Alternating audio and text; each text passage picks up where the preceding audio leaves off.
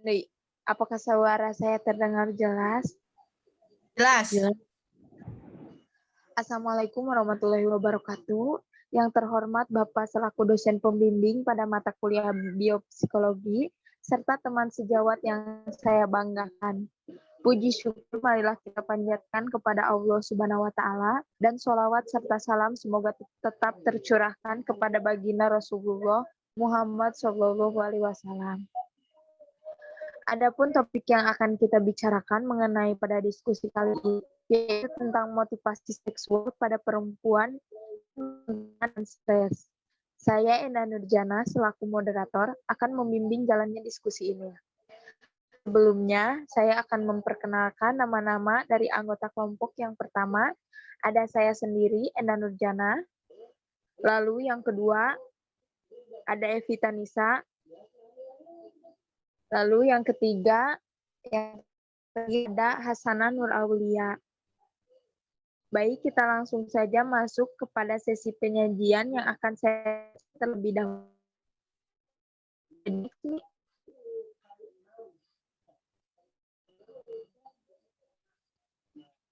Logika motivasi. Logika motivasi merupakan kondisi yang terkendali dengan baik, disajikan dengan stimulus yang didefinisikan secara tepat dan tidak ada respon yang terdeteksi terjadi. Dalam kasus perilaku seks wanita, variabel perantara yang penting, kekuatan motivasi disuplai oleh bahan kimia yang relatif sederhana, hormon, steroid, estradiol, karena sifat non-homeostatik dari serangkaian mekanisme yang didorong oleh hormon ini. Kita berurusan dengan sistem motivasi yang lebih sederhana daripada yang dihadapi. Dapat disimpulkan, konsep motivasi mengidentifikasi penyebab perubahan perilaku yang diperlukan secara logis. Next.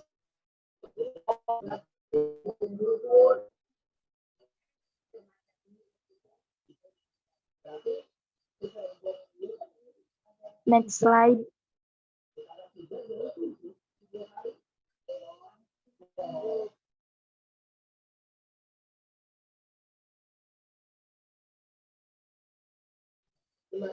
Lalu ada mekanisme seksual. Ketika tikus laboratorium jantan mendekati betina dan hipotalamus, betina belum cukup terpapar secara hormonal, maka dia akan menolak jantan dengan melawan atau melarikan diri. Sebenarnya, jika neuron hipotalamus ventromedialnya telah terpapar setidaknya 18 jam, maka akan melakukan lordosis.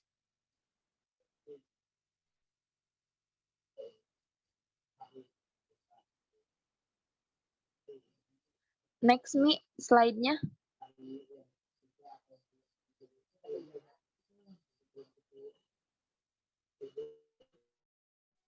Gen yang diaktifasi oleh estrogen.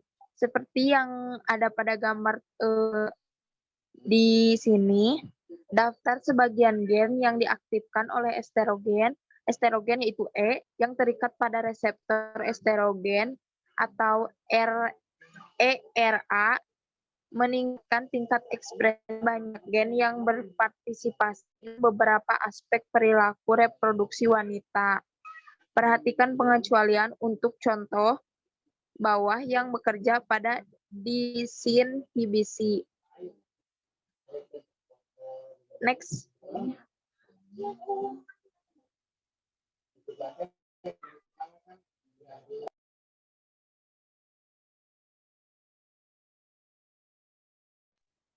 Baik, apa suara saya terdengar jelas? Jelas. Oke, topik selanjutnya membahas mengenai membandingkan seks dengan stres. Meskipun serupa dalam hal memiliki komponen hormonal yang sangat kuat, fisiologi reproduksi dan fisiologi stres memiliki karakteristik yang berlawanan dengan seperti gambar yang ada di layar. Di sini ada 2 tipe, yaitu dari sebelah kiri, produksi estrogen sel ovarium dan ada tanda panah di sini reproduksi ovulasi dengan perilaku seks. Lalu sebelahnya di sini ada penekanan kekebalan yang stres dan ada tanda panah lagi yang mengarah kepada denyut jantung, perubahan pernafasan, perilaku takut, remodeling saraf hipokampus. Maksud di sini adalah peristiwa reproduksi pada wanita fokus dari adaptasi seluruh tubuh ke peristiwa perilaku tertentu. Sedangkan bila dimulai dengan penekanan kekebalan yang stres, dapat muncul perilaku tertentu yang akhirnya mempengaruhi ke seluruh tubuh, yang justru akan menimbulkan denyut jantung, lalu perubahan pernafasan yang akan menimbulkan perilaku takut.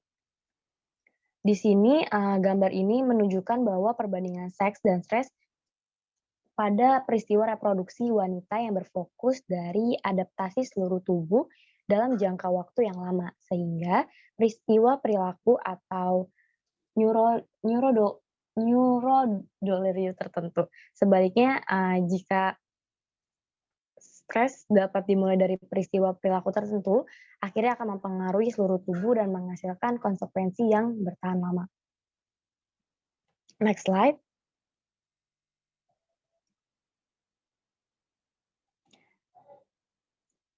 Mekanisme stres. Ciri khas dari respons stres adalah aktivasi aksis hipotalamus hipofisis adrenal atau disingkat HPA. Peningkatan regulasi sumbu HPA ini sangat berkepanjangan karena tantangan stres yang berkelanjutan dan intens atau mekanisme coping stres yang tidak berhasil dapat memicu gangguan metabolisme.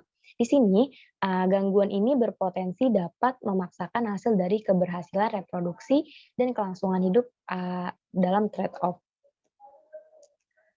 Pertama, menanggapi peristiwa stres, neuropeptida corticotropin releasing hormone atau CRH, di situ ada typo, dan arigin vasopressin atau AVP yang disintesis di bagian parvoselular dari nukleus paraventricular hipotalamus.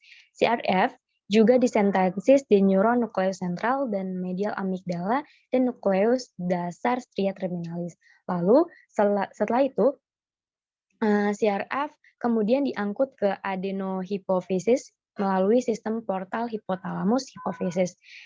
Dan setelah berikatan dengan reseptor spesifik, CRF itu memicu sintesis dan pemecahan proopiomelanocortin atau disingkat POMC dan menghasilkan pelepasan beta endorfin, alpha melanocyte stimulating hormone, dan adrenocorticotropin hormone ke sirkulasi sistematik. Lalu diproses lagi AVP-nya mempotensi sekresi ACTH yang diinduksi oleh CRH pada gilirannya yang merangsang korteks dan medula kelenjar adrenal untuk mensintesis glukortikoid dan adrenalin secara masing-masing.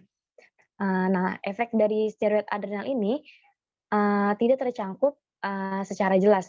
Namun, di antara sifat-sifat molekuler tersebut ada 2 yang berguna untuk diringkas di sini.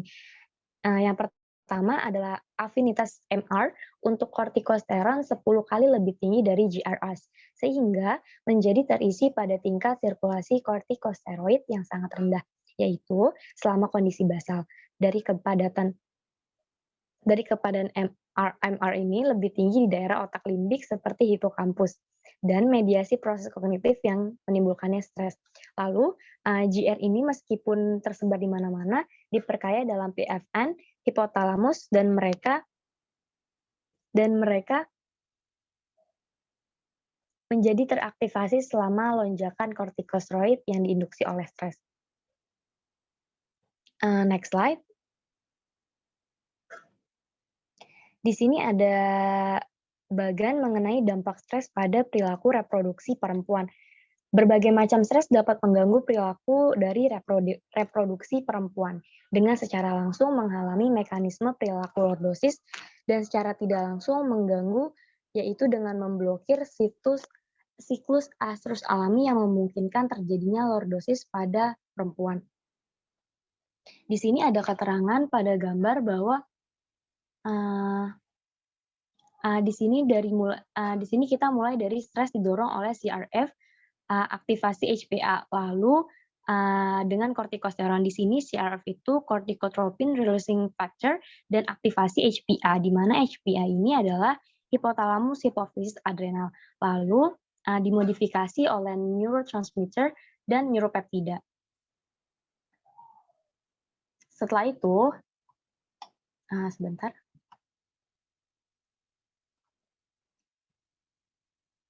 Setelah itu menuju ke arah GRH.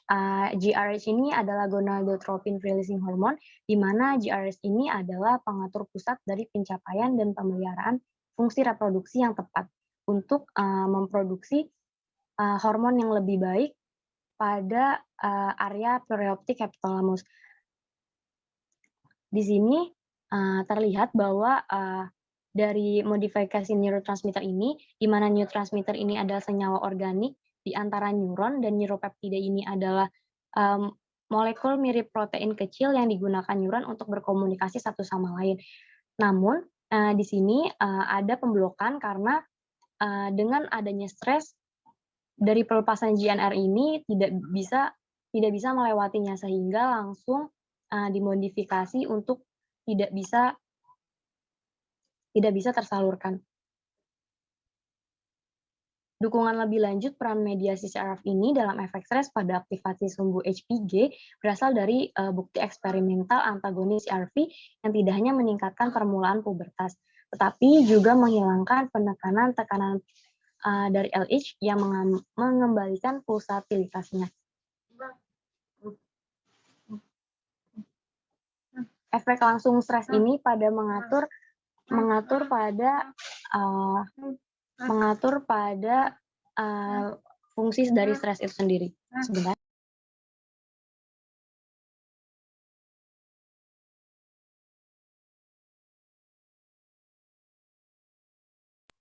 Dapat disimpulkan paling jelas didasarkan pada tindakan estrogenik di otak.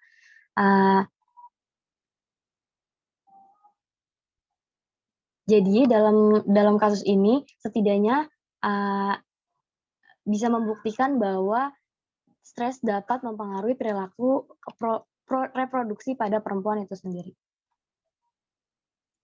Baik, mungkin bisa next slide.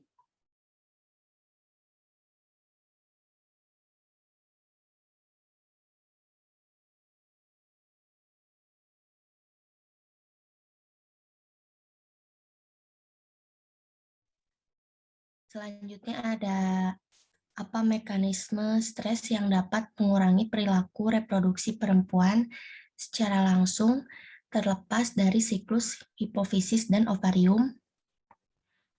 Untuk tindakan perilaku ini, efek permisif progesteron di hipotalamus ventromedial telah dilaporkan.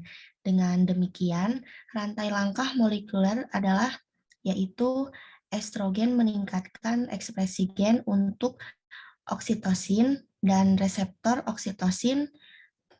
Pada gilirannya, oksitosin meningkatkan lordosis. Stres isolasi sosial mengurangi ekspresi gen reseptor oksitosin. Jadi jenis stres ini setidaknya akan memotong rantai langkah-langkah molekuler di mana estrogen memfasilitasi perilaku lordosis. Next. Selanjutnya, tinjauan literatur.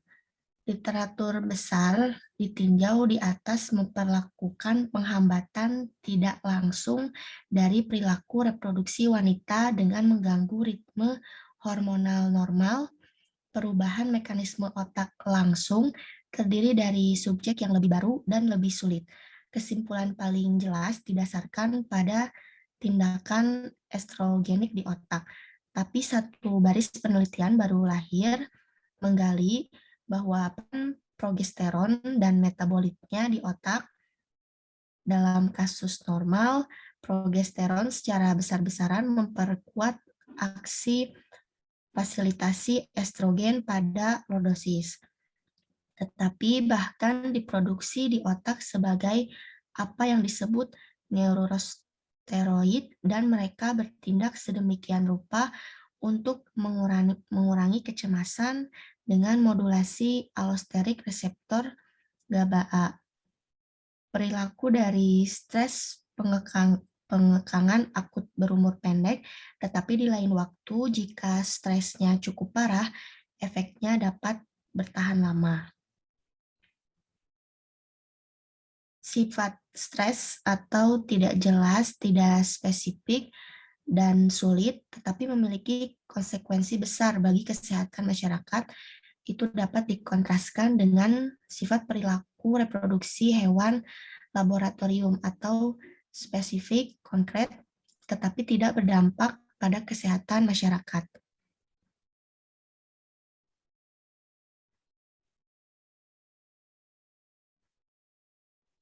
Wingfield dan Sapolsky telah memberikan contoh situasi di alam di mana efek stres dielakkan dan reproduksi dapat berlanjut bahkan dengan adanya stres.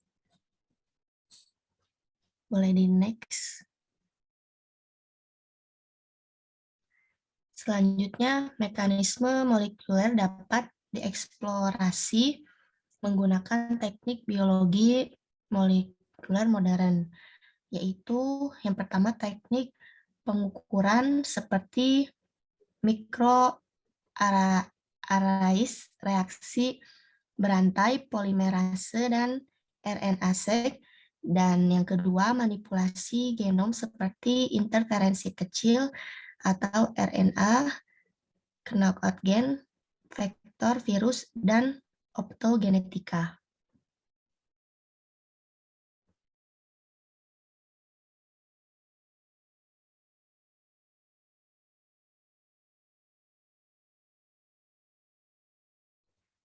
Selanjutnya saya kembalikan kepada moderator.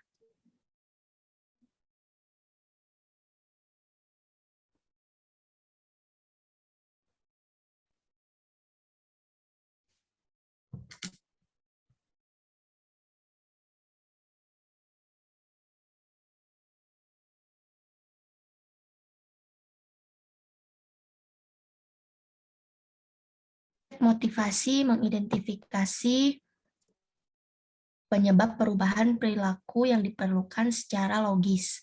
Gen yang diaktifkan oleh estrogen yang terikat pada reseptor estrogen meningkatkan tingkat ekspresi banyak gen yang berpartisipasi dalam beberapa aspek perilaku reproduksi wanita. Peristiwa reproduksi pada wanita itu berfokus dari adaptasi seluruh tubuh dalam jangka waktu yang lama hingga peristiwa perilaku atau neuron doktrin tertentu. Dapat disimpulkan bahwa stres dapat dimulai dari peristiwa perilaku tertentu untuk akhirnya mempengaruhi seluruh tubuh dan menghasilkan konsekuensi yang bertahan lama. Berbagai macam stres dapat mengganggu perilaku reproduksi wanita dengan secara langsung menghalangi mekanisme perilaku lordosis dan secara tidak langsung mengganggu, yaitu dengan memblokir siklus etrus alami yang memungkinkan terjadinya lordosis pada wanita.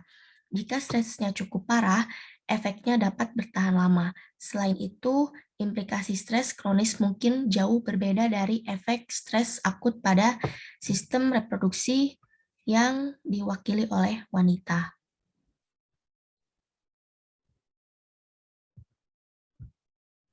Saya kembalikan kepada moderator.